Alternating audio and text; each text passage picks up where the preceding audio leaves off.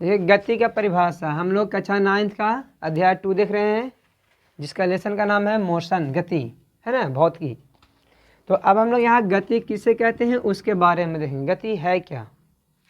तो जब कोई वस्तु किसी दूसरे वस्तु की अपेक्षा समय के साथ साथ अपना स्थान बदल देता है तो उसे हम लोग गति कहते हैं। क्या बोलते हैं? जैसे मेरे पास कोई दो वस्तु है, एक वस्तु का नाम ए और दूसरा वस्तु का नाम बी है। यदि ए के अपेक्षा बी समय के साथ साथ अपना स्थान बदल रहा है, क्या कर रहा है? स्थान बदल रहा है, तो हम बी को गति में कहेंगे। बी को क्या कहेंगे? बी गति में है। लेकिन जब ए समय के साथ साथ अपना स्थान नहीं बदल रहा है, इसलिए इसको विराम कहेंगे। क्या कहेंगे? विराम।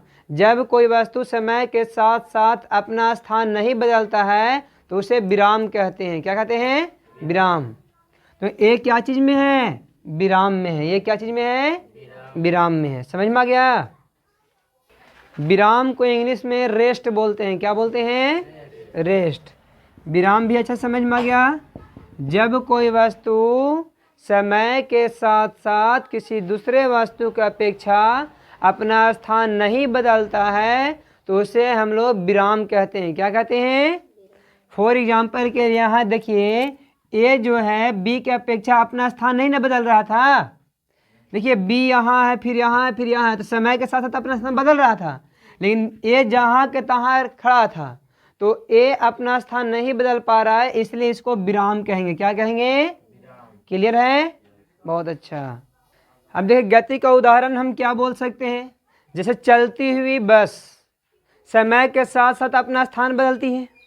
बाहरी वस्तु जैसे रोड है, पेड़ पौधे हैं, उनके अपेक्षा वो समय के साथ साथ अपना स्थान गाड़ी बदलता है कि नहीं बदलता है?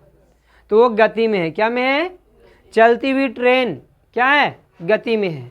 लेकिन अगर हम बात करें घर, पेड़ पौधे, ये सब क्या समय के साथ साथ अपना स्थान बदलते हैं?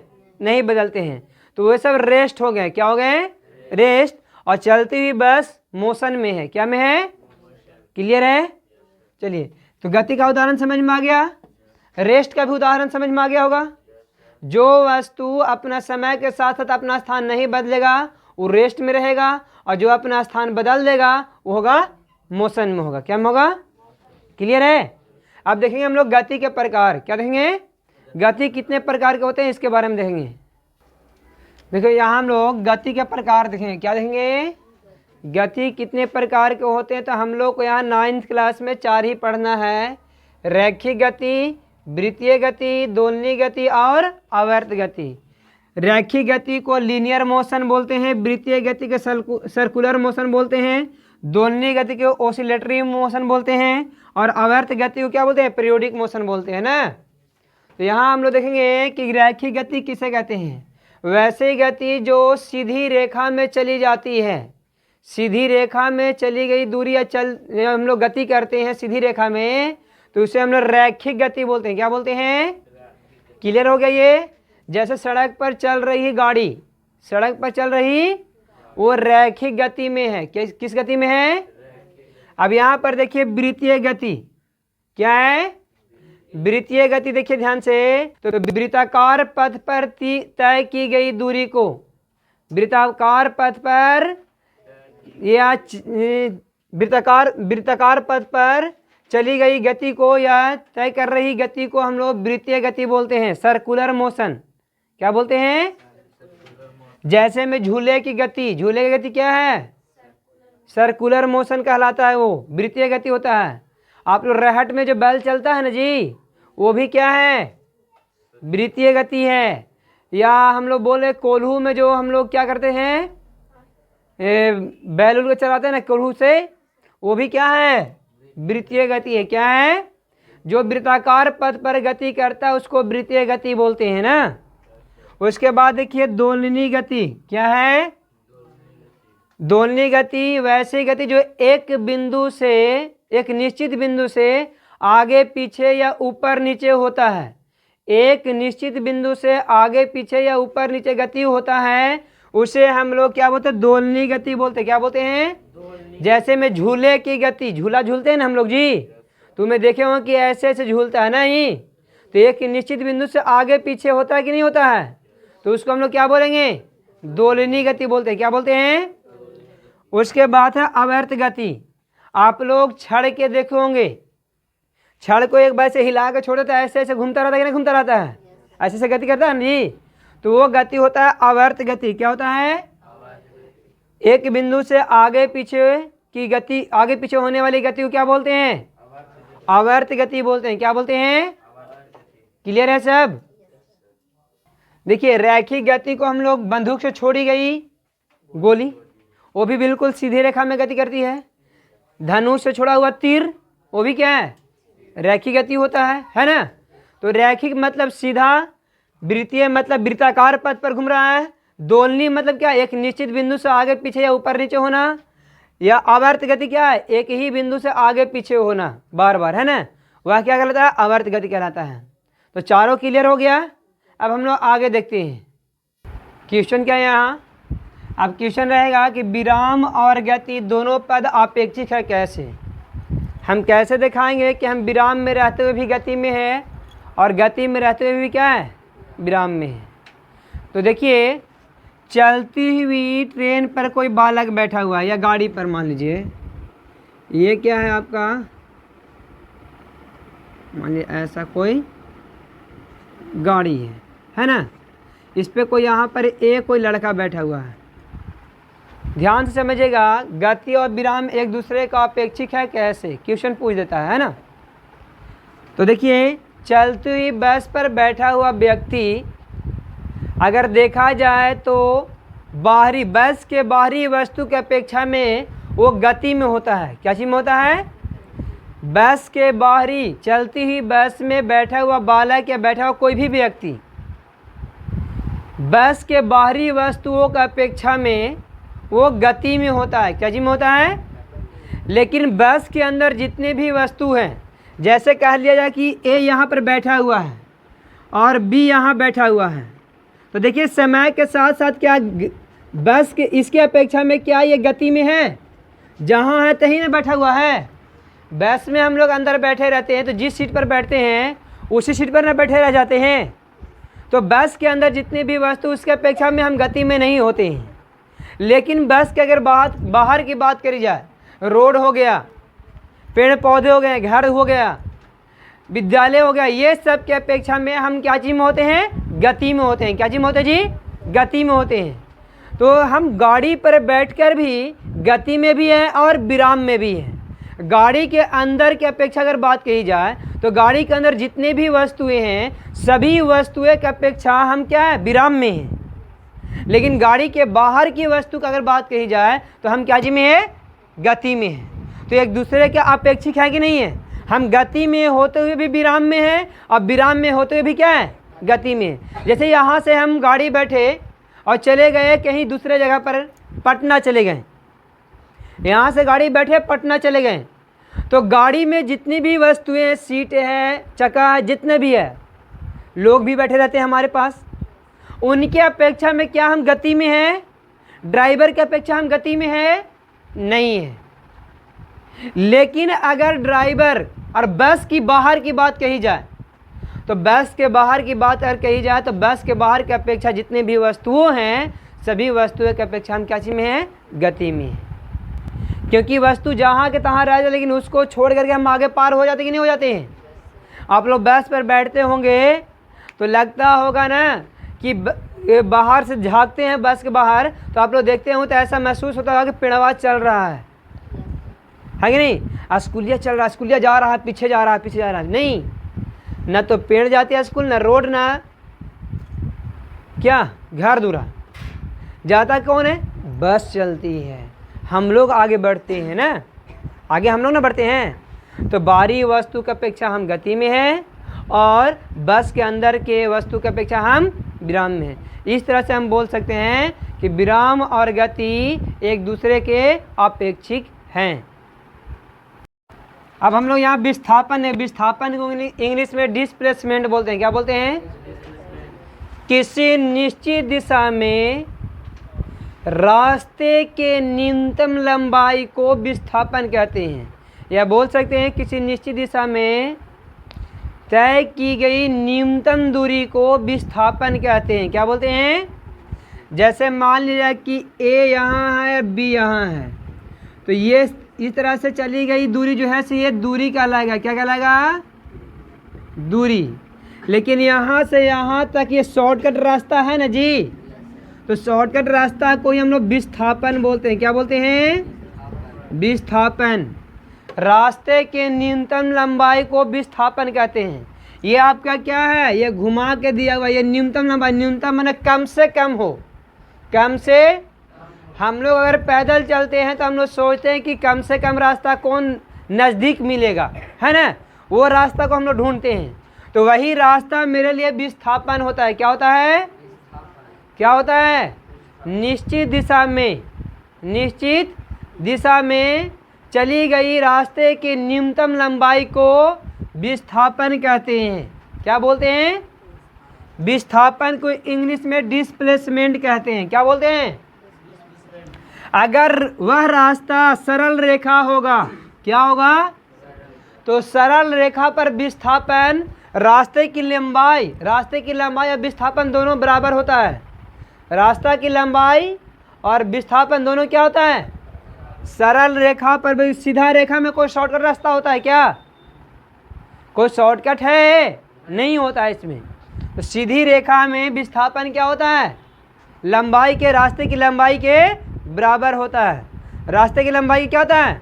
लेकिन अगर यहाँ पर बात करें तो रास्ता तो ये था, तो ये आपका विस्थापन नहीं है, ये रास्ते की कुल लंबाई है।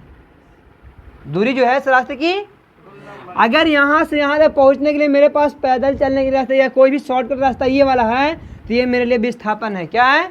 यानी जो रास्ते की न्यूनतम लंबाई, मतलब कम से कम लंबाई में पहुँचा देगा, वही विस्थापन होता है। वही क्या होता है? क्लियर है? विस्थापन, कोई दिक्कत नहीं है। देखिए, तय की गई दूरी में केवल परिणाम होता है कि इतना किलोमीटर जाना है ना। लेकिन रास्ता लंबाई, आप लोग न्यूनतम लंबाई जो शॉर्टकट रास्ता पूछते हैं तो बताता है ना कि इस दिशा से जाइएगा तो शॉर्टकट रास्ता मिलेगा। यानी वो दिशा से जा रहे हैं तो उसमें दिशा और परिणाम दोनों भी है। बोलेगा ये रास्ता 3 किलोमीटर है। कितना है? 3 किलोमीटर है। और कोई आदमी से पूछते हैं कि शॉर्टकट रास्ता नहीं है बी तक पहुंचने के लिए, तो वो बोलता है कि हाँ है, पश्चिम की ओर जाइएगा ना तो 1.5 किलोमीटर पड़ेगा सीधे जाइएगा तो देखिए ये आपका परिणाम है, ये भी परिणाम है, ये भी क्या है। लेकिन परिणाम के साथ साथ वो बोला था कि इस दिशा में जाइएगा, पश्चिम दिशा में जाइएगा, तब आपको 1.5 किलोमीटर मिलेगा। तो ये पश्चिम दिशा में जो जा रहे दूरी, यही क्या है? विस्थापन नहीं कर रहे हैं जी। तो विस्थापन में क्या क्या होता है? विस्थापन में परिणाम भी होता है और दिशा भी होता है। परिणाम और दिशा दोनों होता है विस्थापन में ना। लेकिन दूरी की अगर बात कही जाए तो दूरी में केवल और केवल क्या होता है? परिणाम होता है। क्या होता है? परिमाण होगा, ना कि उसमें दिशा होगा। कोई बोल देगा कि दिल्ली कितना किलोमीटर दूर है, तो 900 कुछ किलोमीटर दूर है दिल्ली, 900। अब यहाँ पर उसमें दिशा नहीं बताएगा कि पश्चिम दिशा में, उत्तर दिशा में, दक्षिण दिशा में 920 किलोमीटर जाना है, 950 किलोमीटर जाना है। ये सिर्फ ये बता देगा कि इतना किलोमीटर दूर है ना। तो दूरी में केवल परिमाण होता है, जबकि विस्थापन में परिमाण के साथ साथ दिशा भी होता है। क्लियर है? विस्थापन किसे कहते हैं, समझ में आ गया? क्लियर है? रास्ते की न्यूनतम लंबाई को विस्थापन कहते हैं। विस्थापन में परिमाण और दिशा दोनों होता है ना। विस्थापन, नोट में देखिए, विस्थापन धनात्मक भी हो सकता है, ऋणात्मक भी हो सकता है और शून्य भी हो सकता है। विस्थापन धनात्मक कब होगा?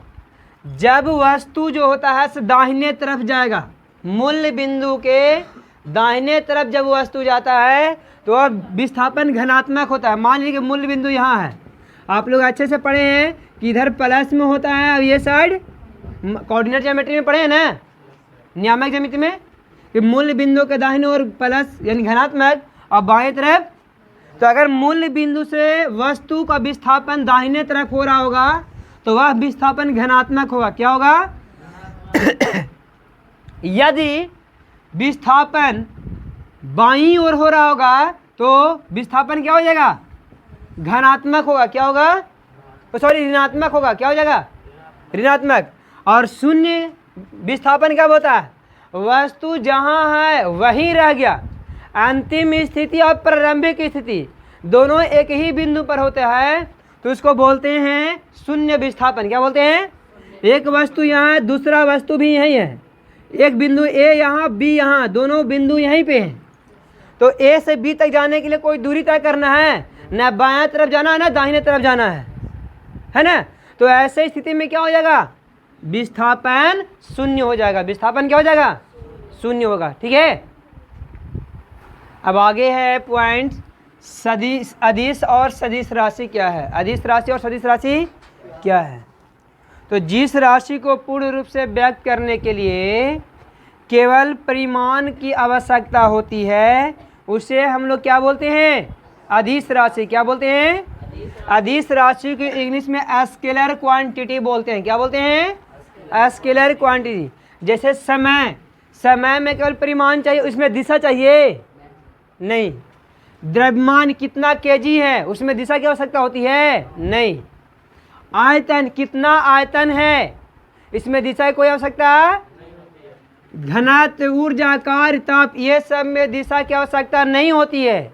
ये सब को व्यक्त करने के लिए केवल परिमाण की आवश्यकता होती है। इसलिए क्या है, ये सभी क्या है जी, अदिश राशि है। क्या है, स्केलर क्वांटिटी। उसके बाद है सदिश राशि। क्या है, तो जिस राशि को पूर्ण रूप से व्यक्त करने के लिए परिमाण के साथ साथ दिशा की भी आवश्यकता होती है, तो उसे हम लोग क्या बोलते हैं, सदिश। जैसे विस्थापन, अभी हम विस्थापन के लिए बताए थे ना कि नहीं। वेग, त्वरण, बल, ये सब क्या है, ये सब एक सदिश राशि, सदिश राशि है। क्या है, यानी वेक्टर क्वांटिटी है। क्या है, समझ में आ गया, कोई दिक्कत नहीं है। सदिश राशि मापने के लिए इसमें एरो का चिन्ह लगाया जाता है। क्या चीज चिन्ह लगाया जाता है, एरो का। ये एरो बताता है कि किस दिशा में जा रहे हैं, ये दिशा निर्धारित करता है ना जी, इसीलिए ये सदिश राशि है। क्या हो जाता है, जिसे आर पर ऐसे दिया हुआ तो उसे समझना क्या है, वो सदिश राशि है। क्या है, समझ में आ गया ना, कोई दिक्कत नहीं है। अब हम लोग चाल के बारे में पढ़ें, चाल क्या होता है। चाल समझने से पहले थोड़ा सा दूरी के बारे में हम बता देते हैं ना। दूरी क्या है, तो रास्ते की कुल लंबाई को दूरी कहा जाता है। रास्ते की कुल लंबाई को क्या बोलते हैं, दूरी। जैसे यहाँ से अगर गया की बात करें तो गया है लगभग 90 किलोमीटर, 90 किलोमीटर है ना। लोग 100 किलोमीटर बोलते हैं, 100 किलोमीटर पूरा है नहीं। मान लीजिए कि 90 किलोमीटर गया है, ठीक है, तो रास्ते का लंबाई ना 90 किलोमीटर है, यहाँ से गया तक का रास्ता का लंबाई ना 90 किलोमीटर है, तो इसी को हम लोग दूरी बोलते हैं। क्या बोलते हैं, यानी यहाँ से गया की दूरी कितना है, तो बोलते हैं 90 किलोमीटर, 90 किलोमीटर। कितना बोलते हैं, 90 बोलते हैं ना, कि 90 किलोमीटर है, 90 किलोमीटर है, 100 किलोमीटर, 120 किलोमीटर बोलते हैं कि नहीं बोलते हैं।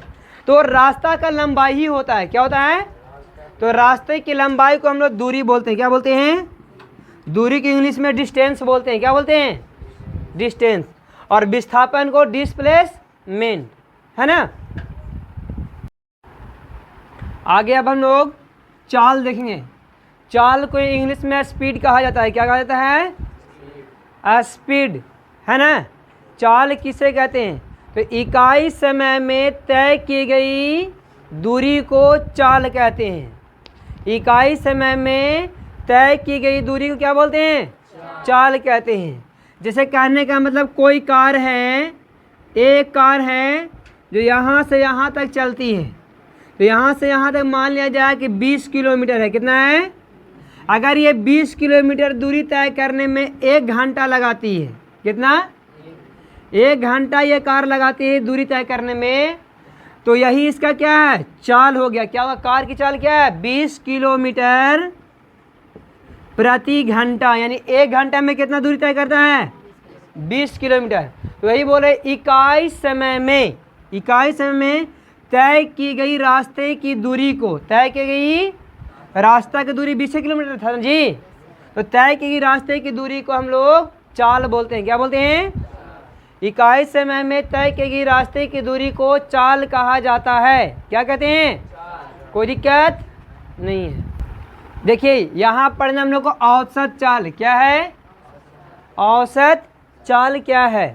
तो देखिए किसी वस्तु द्वारा किसी समय अंतराल में, किसी वस्तु द्वारा किसी समय अंतराल में तय की गई रास्ते की कुल दूरी और उस समय अंतराल के अनुपात को औसत चाल कहते हैं। क्या बोलते हैं? औसत चाल कहते हैं। यानी तय की गई कुल दूरी और दूरी तय करने में लगा कुल समय के अनुपात को औसत चाल कहते हैं। क्या बोलते हैं? तय करने में लगा जितना समय होता है ना, उसकी बात कर रहे हैं। तय